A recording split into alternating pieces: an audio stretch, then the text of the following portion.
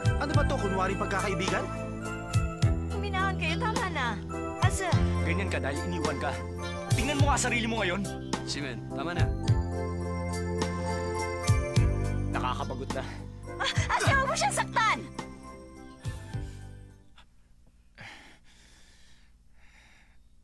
Dahil sa ugali mong yan. Kaya ka iniwan ni Sanchay!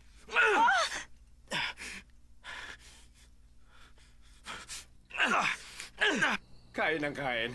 Sanchay, masarap ang pagkain natin ngayon. Dahil narito ka, bihira lang yan. Tama! Oh, ayan, anak, kumain pa kayo ng labong. Tikman mo ito. Hindi.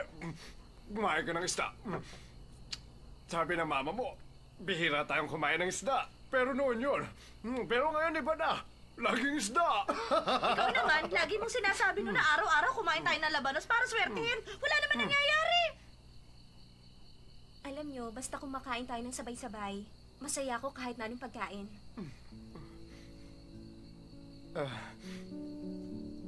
Nakakatuwa naman ang sinasabi ng anak mong yan.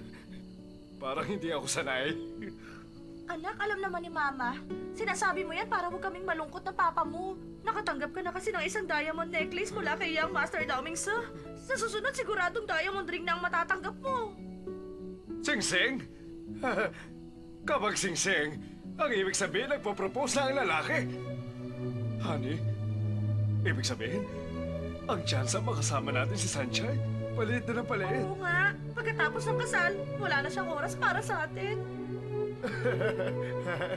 Sanchay, kumain ka na marami. Oh, Oo nga, anak. ayan ang isda. Salamat. Honey, kumain ka ba?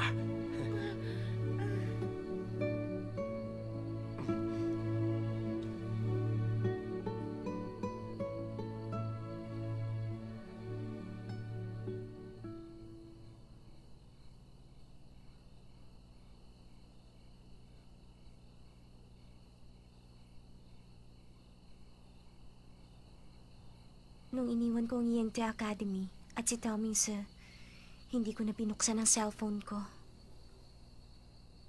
Parang cellphone number. Walang ibig sabihin ng number. Pag nakonekta ka at nakausap, may ibig sabihin na.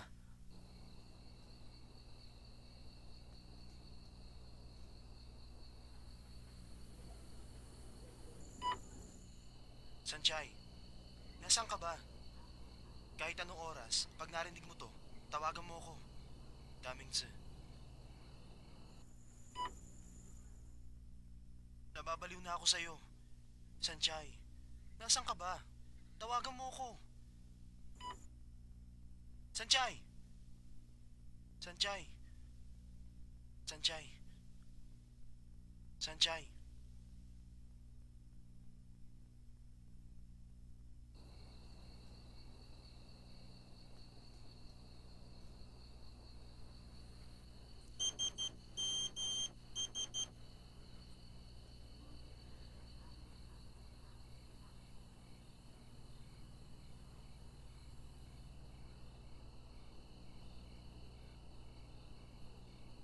Puro sishing, ha?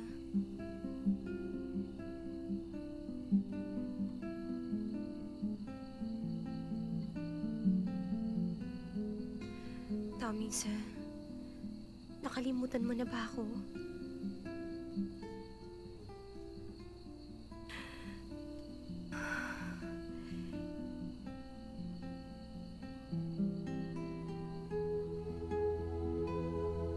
Hindi na ba niya ako naaalala?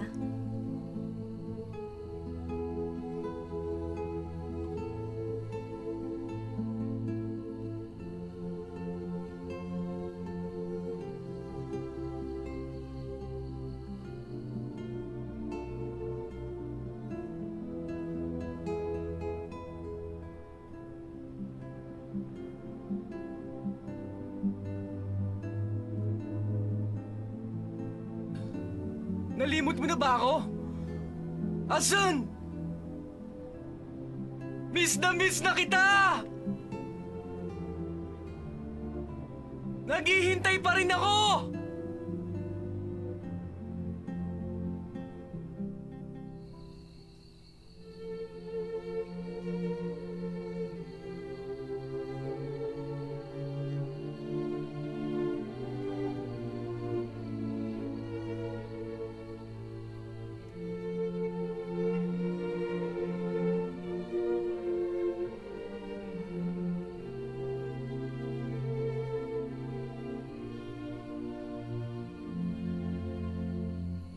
Sanchay, bumalik ka na rito. Hinihintay ka na naming lahat.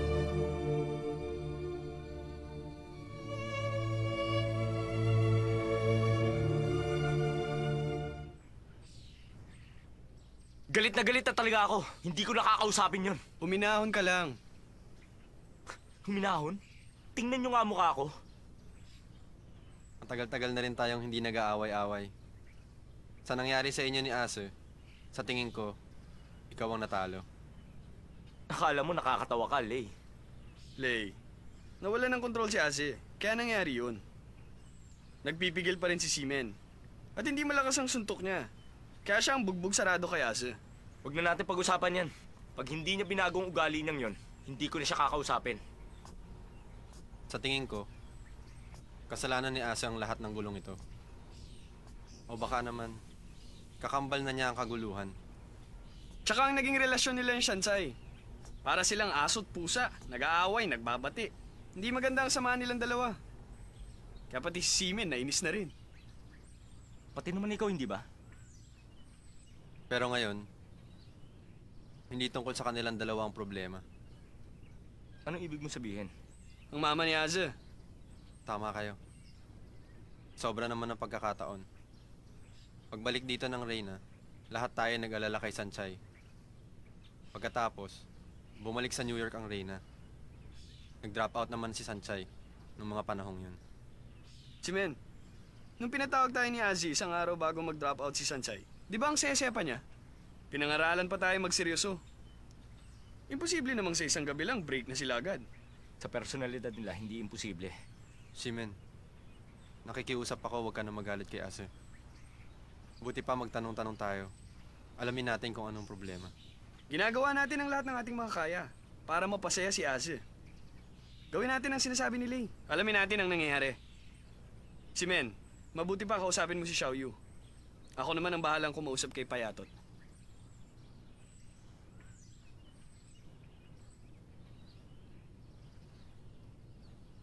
May problema sa bangko ang pamilya ni Xinghe. At halos mga ganong panahon din yon. Parang alam ko na nga. Ang trabaho ng papa mo at ang financial problem ni na Xinghe, sigurado akong si Sanchay ang dahilan ng lahat ng pangyayaring yon. Makapangyarihan pala talaga ang mama ni Dao Mingse. Alam mo, higit pa sa inaakala mo ang kapangyarihan niya sa financial world.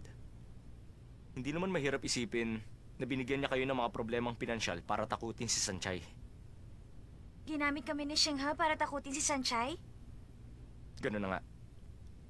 Hindi siya makakapayag na makipagrelasyon ng anak niya sa isang katulad ni Sanchay. Ang totoo, naisip na namin yan.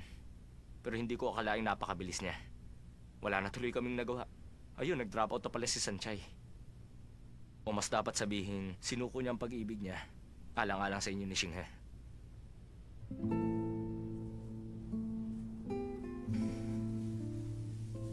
Patawarin mo ako. Hindi ko dapat sinabi yan.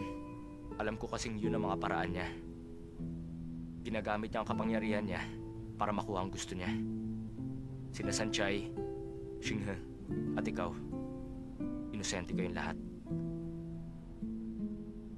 Ang masasabi ko lang, hindi makatarungan ang mundong ito.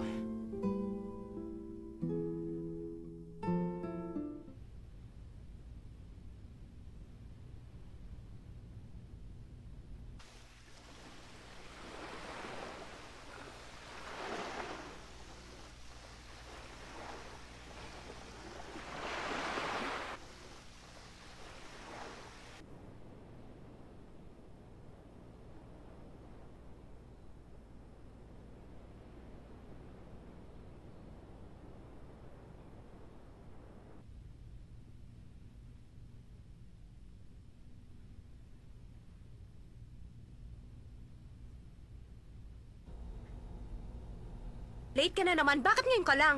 Alam mo naman nag-iisa lang ako dito. Hindi ka pa dumating ng maaga. Di ba sabi ko, isa ka talagang mabuting babae? Okay na ba yon? Kailangan mo ba ng tulong? At isa pa, napakaganda mo. At magalang ka sa mga customer. Mahaba ang pasensya. Kung ako ang boyfriend mo, hindi kita iiwanan. Hindi lang naman ako, hindi ba? Pareho lang tayo. Bakit kayo nag-break up ni Ashen?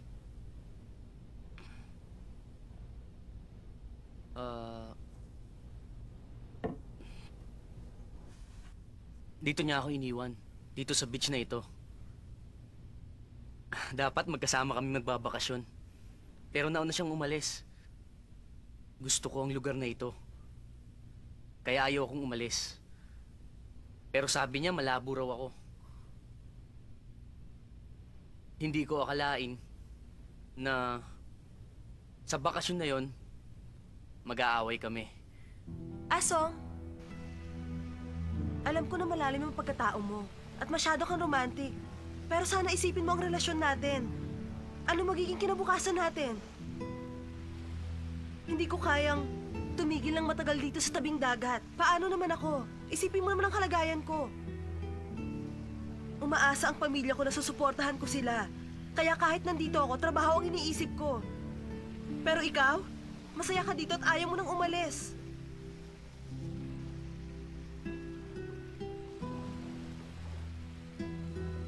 Huwag mo masyadong pahirapan ang sarili mo. Kalimutan mo ang pagiging class president. Babae ka rin. Mag-relax ka naman. Babae ako at kailangan ko ng security. Kung walang responsable lalaki na pwede kong asahan, buti pang umasa na lang ako sa akin sarili. Pero ayoko nang umasa pa sa'yo para hindi ako masaktan at mahirapan.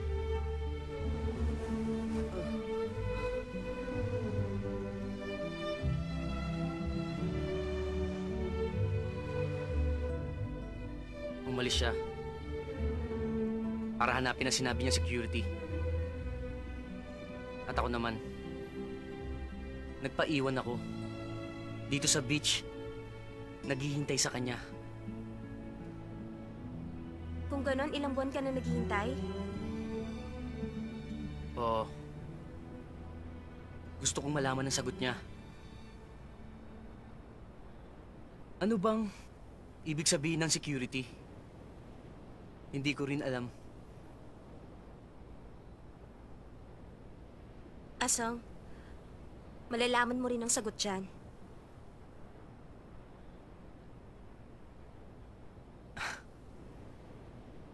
Babalik pa kaya siya? Asong, wag mo na siyang isipin.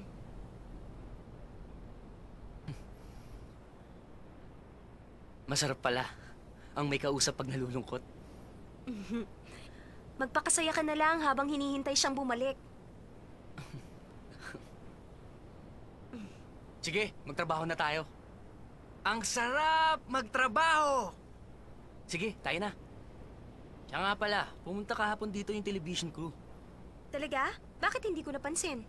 Pag in-interview ako ng crew, ipapakita ko mga artworks ko rito. Artworks?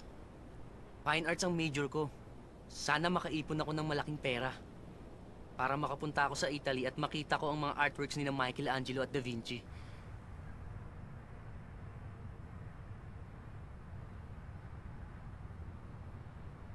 Sa bayan na ito, pangingisda ang pangunahing kinabubuhay.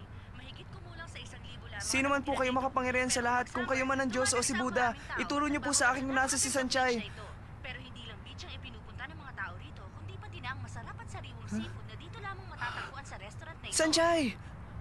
Ang mga pagkain dito, bukod sa masarap na, murang-mura lang, hindi mabigat sa bulsa. Kaya para sa mga gustong magbakasyon, subukan nyo ang lugar na ito. Sigurado ako mag-e-enjoy kayo. Hanggang sa muli!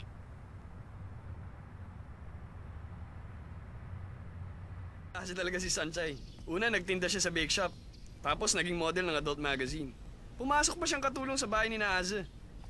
At ngayon, waitress siya doon sa beach restaurant. Kahit anong trabaho papasukin niya basta magkapera lang. Hanga ako sa kanya. Ibang klase talaga siya. Masyadong matyaga. Ako na ang magbabalita kay Xiaoyu. Kayo nang bahala magsabi kay Ase. Alis na ako. Ayaw mo pa siyang kausapin? Huwag niyo nang patagalin to. Magbati na kayo ni Aze. Sabihin niyo kay Ase ang tungkol kay Sanchay. Tingnan natin ang gagawin niya. Una na ako, may gagawin pa ako. Lay, sabihin mo kay Aze. Sige.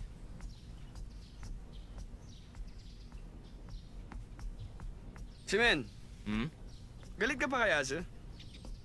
Marami lang akong gagawin. Ayoko magsayang ng panahon. Talaga? Ikaw bahala. Ase, meron akong balita. Nakita na si Sanchay. Sunduin mo. Narinig mo ba ang sinabi ko? Nakita siya ni Shinge sa... Huwag mo nang ipalam sa akin yan. Pero, Sunduin? Siya susunduin ko? Kung gusto mo, sunduin mo mag-isa. huwag ka na magmatigas. Sasamahan naman kita. At bakit ko siya susunduin? Siya ang umalis, hindi ba?